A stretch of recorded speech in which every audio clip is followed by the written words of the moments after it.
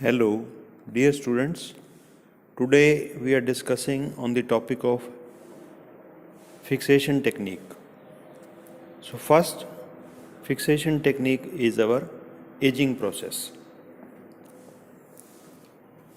Yesterday I had talked about the various processes which we use for the fixation of the prints. So first print fixation process was the aging. Today I am discussing the aging process in detail. As it is visible on the screen, aging, after the cloth is printed and dried, the dye stuff and chemicals are present in the dry thickener film deposited on the cloth. Okay? And the dye is not yet transferred to the cloth. Means कि जब हम printing करते हैं तो printing करने के बाद हमारी जो डाई पेस्ट में होती है वो अभी फैब्रिक के अंदर नहीं गई होती, तो उसको फैब्रिक के अंदर पहुंचाने के लिए this is a critical step, this is a important step in the printing. और जब तक ये नहीं किया जाता तब तक हमारा जो डाई है वो फैब्रिक के अंदर नहीं जाता. So, aging consists of exposing the fabric printed cloth to more or less prolonged action of steam. जैसे कि आप नोट्स में देख रहे हो, थोड़े से लंबे समय के लिए for a prolonged action of steam at atmospheric pressure means open steaming. तो हमें फैब्रिक को ओपन स्टीमिंग करनी पड़ती है. तो ये हम कैसे कर सकते हैं? जैसे कि आप नोट्स में देख रहे हो, this can be done in various ways. Number 1 A, bye hanging the goods in large ageing और हैंगिंग रूम्स. या तो हम कपड़ा जो प्रिंटेड है हमारा उसको हम बड़े रूम से हैंग कर दें, लटका दें. ठीक है. Number 2, by passing them through an aging chamber continuously where required condition of temperature and humidity are maintained. और तीसरा क्या है? short steaming in a continuous steam ager in the presence of moist or superheated steam. तो ये 3 तरीके से हम ageing का प्रोसेस जो है वो कर सकते हैं. तीनों में हमने क्या किया है? फैब्रिक को, जो प्रिंटेड फैब्रिक है उसको क्या किया है? लटकाया है. ठीक है. और दूसरा, स्टीमिंग के दौरान हमने उसको रिक्वायर्ड कंडीशंस में टेम्परेचर के साथ, ह्यूमिडिटी के साथ उसको मेंटेन किया है उसमें रूम में. तो ये करने के लिए हमें एजिंग रूम्स चाहिए होते हैं, एजिंग चैम्बर्स चाहिए होते हैं. तो वो करीब करीब 25 से 40 फीट की लेंथ के होते हैं. And printed cloth may be hung in the long loops from A series of wooden bars. तो उसमें हम जो लोहे के कुछ बार्स होते हैं जो जिसके ऊपर हम कपड़े को लटका सकते हैं. तो by using wet and dry bulb thermometers वहाँ का टेम्परेचर भी हम मेंटेन कर सकते हैं. ठीक है. तो इस तरीके से हमने एजिंग का प्रोसेस होता है. ओपन स्टीमिंग रूम्स होते हैं जिसमें कि फैब्रिक को, प्रिंटेड फैब्रिक को हम लटका देते हैं और उस चैम्बर में, उस रूम में क्या होता है? स्टीमिंग का एटमॉस्फेयर होता है और पूरा टेम्परेचर मेंटेन होता है, ह्यूमिडिटी मेंटेन होती है, जिससे कि डाई जो है उन कंडीशंस में आपका फैब्रिक के अंदर जा सके. तो इसमें सबसे पहला जो इक्विपमेंट हमारे पास है एजिंग के लिए, that is called rapid ager. Rapid ager जैसे कि आप स्क्रीन पे देख रहे हो. क्या है rapid ager? where the production is large and aging has to be done in a short time. ज़्यादा प्रोडक्शन है और एजिंग जल्दी करनी है तो हमने इसके लिए एक मशीन बनाई, ठीक है। तो that was from the company Mather and Platt. Mather and Platt company का रैपिड एजर के नाम से वो मशीन बनाया। ये इसमें क्या होता है, this consist of an iron chamber, ये एक स्टील का बना हुआ चैम्बर है, inside which top and bottom guide rollers are provided, जिसमें कि टॉप और बॉटम में गाइड रोलर प्रोवाइड किए जाते हैं, ठीक है। A wooden hood is provided at the top of the chamber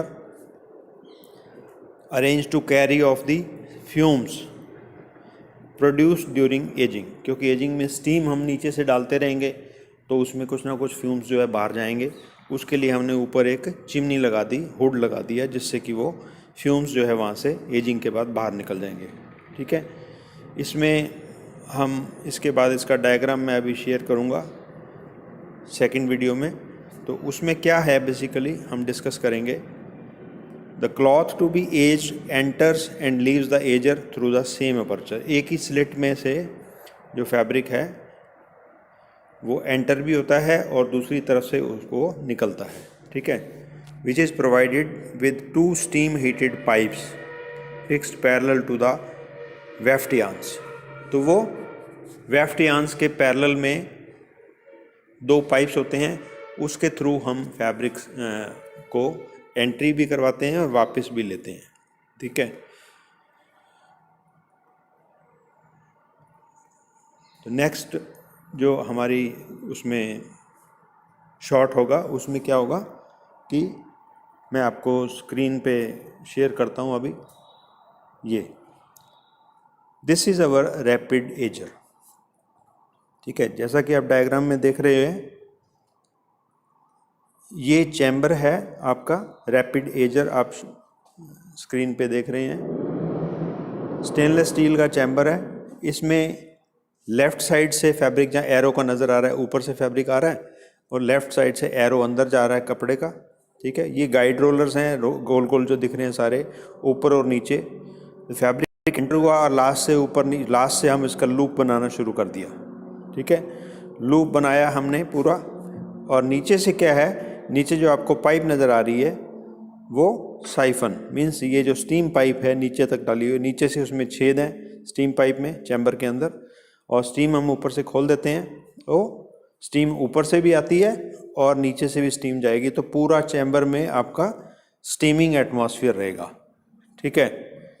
तो इस दौरान में प्रिंटेड फैब्रिक हमने एंटर करवाया और ये लूप फॉर्मेशन जिसमें किया है, ठीक है। और इस तरीके से एक ही स्लिट से फैब्रिक एंटर हो रहा है और फिर वापस स्टीमिंग होकर के वापस उसी स्लिट में से बाहर जा रहा है दूसरी तरफ से, उसी के नीचे, और फिर बाहर कलेक्ट हो रहा है। तो स्टीम जो है वो लो प्रेशर पे is supplied with low pressure steam through a perforated pipe. Perforated pipe, नीचे जो पाइप दिखा रखी है आपको, that is a perforated pipe placed under, beneath मैंने under the lower series of guide rollers. Condensed water formed runs down the side of the chamber and collects on the floor। तो ये इस नीचे से जो आपको साइफन दिखा रखा है, साइफन लिखा हुआ है, यहाँ से कंडेंस्ड वाटर, क्योंकि स्टीम जब ठंडी होती है तो उसमें से आपका पानी बनेगा उसका, तो उसको हम निकालना पड़ता है हमें बार बार, ठीक है। तो कंडेंस्ड वाटर को हम साइफन से बाहर निकाल देते हैं, ठीक है। Cloth is aged in rapid ager at 65 to 95। जैसा कि मैंने तुम्हें बताया कि क्लॉथ जो एजर मशीन है उसमें टेम्परेचर कितना होएगा, 100 से नीचे एटमॉस्फेरिक प्रेशर होगा, ओपन टू स्टीम होगा, क्योंकि ये देखो हुड में से हवा बाहर जा रही है तो ये ओपन टू एयर हो गया, एटमॉस्फेरिक प्रेशर। इसमें प्रेशराइज्ड वेसल नहीं है, क्लोज्ड वेसल नहीं है, ओपन वेसल है ये, ठीक है। तो टेम्परेचर हमने इसमें कितना लिया है, 65 से 95 डिग्री, ठीक है। तो प्रिंटेड फैब्रिक को जिन डाइज में हमें टेम्परेचर 100 से नीचे चाहिए, उन डाइज में हमने रैपिड एजर यूज़ करना है, जहाँ ज़्यादा क्वांटिटी ऑफ मटेरियल प्रिंट करना है और फिर उसको स्टीम करना है। तो प्रिंट किया फैब्रिक हमने, फिर उसको ड्राई किया और उसके बाद उसको रैपिड एजर में से पास करेंगे। 65 से 95 डिग्री का टेम्परेचर रहेगा, depending upon the class of dye, किस तरह की डाई हमने यूज़ की है, डायरेक्ट डाई यूज़ की है, रिएक्टिव डाई यूज़ की है, ठीक है। तो क्लास ऑफ डाई पे डिपेंड करता है, तो उसी हिसाब से हम उसमें टेम्परेचर रखेंगे, ठीक है। And style of printing employed means direct style लिया है, डिस्चार्ज लिया है या रेजिस्ट स्टाइल लिया है, जो आपने स्टाइल्स पहले पढ़े हैं ना, ठीक है। The cloth may be run at a speed of about 60 yards per minute and ageing may be done for about 3 minutes, ठीक है। 3 मिनट तक हम एजिंग का टाइम रखते हैं, जिसमें कि हम चैम्बर के अंदर कपड़े को रखेंगे, ठीक है। अब ये जो प्रोसेस है, एजिंग का प्रोसेस जो है, ये काफ़ी सक्सेसफुल रहा। जब शुरू में हमने ये मशीन को बनाया, क्योंकि उस समय नया मशीन था, तो उस समय कोई प्रोसेस नहीं था स्टीमिंग करने के लिए, प्रोडक्शन ज़्यादा चाहिए थी, तो हमने एजर मशीन को यूज़ करना शुरू किया। लेकिन धीरे धीरे as the time passed we came to know about its disadvantages also. तो इस प्रोसेस के कुछ डिसएडवांटेजेस भी हैं। वो क्या हैं, वो बता रहे हैं। There are certain disadvantages of ageing. For example, this is an expensive operation as the steam consumption is high. तो इसमें सबसे पहले डिसएडवांटेज क्या है, स्टीम कंजम्पशन ज़्यादा है, स्टीम ज़्यादा खपत होती है। दूसरा, सो आर द कैपिटल आउटलेट, मतलब कैपिटल आउटले मतलब पैसा ज़्यादा खर्च होता है, इन्वेस्टमेंट ज़्यादा है। एंड फ्लोर स्पेस रिक्वायरमेंट, मतलब आपको चैम्बर बनाना है तो एरिया आपको ज़्यादा बड़ा चाहिए, क्योंकि 25 से 40 फीट का अगर एक चैम्बर बनेगा तो उसमें जगह हमें बहुत चाहिए, ठीक है। तो स्पेस चाहिए और मशीन इक्विपमेंट के लिए पैसे भी ज़्यादा चाहिए, कॉस्ट ज़्यादा चाहिए, ठीक है, कॉस्ट ज़्यादा होगी। और फिर another factor is the time needed to start up to establish satisfactory conditions. तो इसमें टाइम कंजम्पशन भी आपकी ज़्यादा है, because of the large volume long heating up times are needed, क्योंकि चैम्बर को पहले आपको हीट अप करना पड़ेगा, उसके बाद ही आप उसमें फैब्रिक को सेटअप कर पाओगे, ठीक है। And time is needed to fill the empty ager, क्योंकि एक बार हमने एजिंग कर लिया, उसके बाद कपड़े को वापस भी करना है, तो इसके लिए भी हमें टाइम चाहिए। Since there will be large amount of cloth in the ager, spoiled yardage can run high in case of accident power shut off. तो मतलब कहते हैं कि क्योंकि चैम्बर बहुत बड़ा है, 25 से 40 फीट का है और बहुत सारा मटेरियल उसके अंदर है, लूप की साइज़ भी आपकी कम से कम 5 मीटर की होती है, ठीक है।